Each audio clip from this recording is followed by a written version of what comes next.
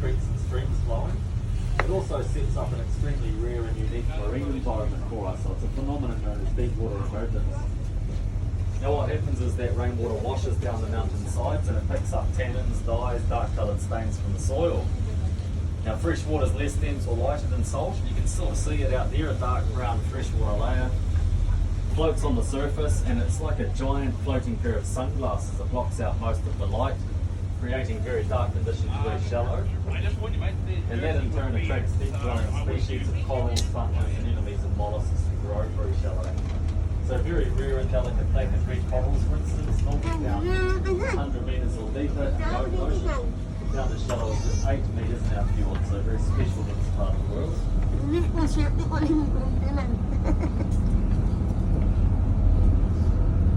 Init din eh. Init nga eh.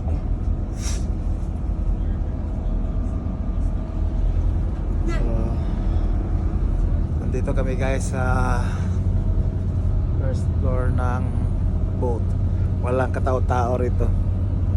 Ano? Puro bakante. Ito. Kami lang dalawa dito. Binabayaran namin to lahat. Kami lang dalawa rito ano. Nakasakay. Pero sa taas mayroon marami.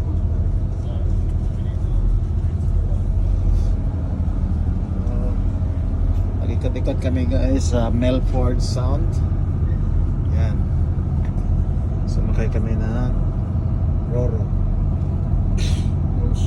Cruise ship.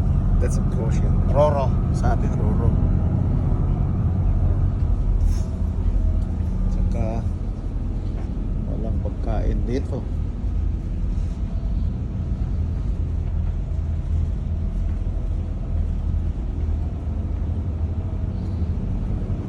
Pala toilet sa baba.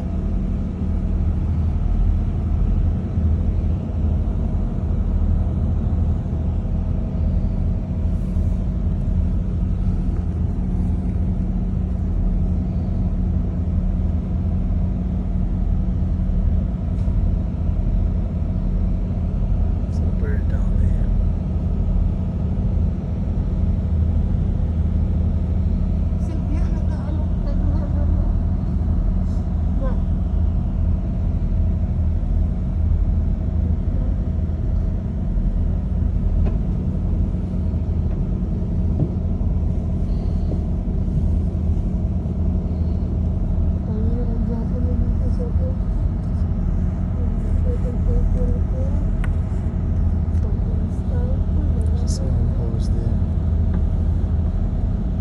The water goes out.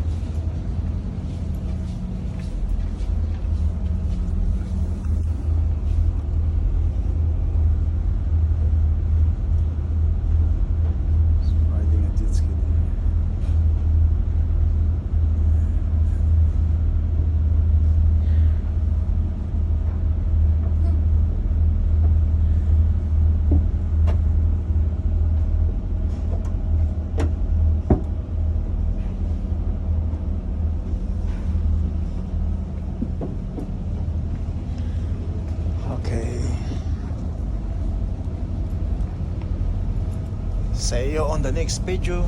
Bye bye.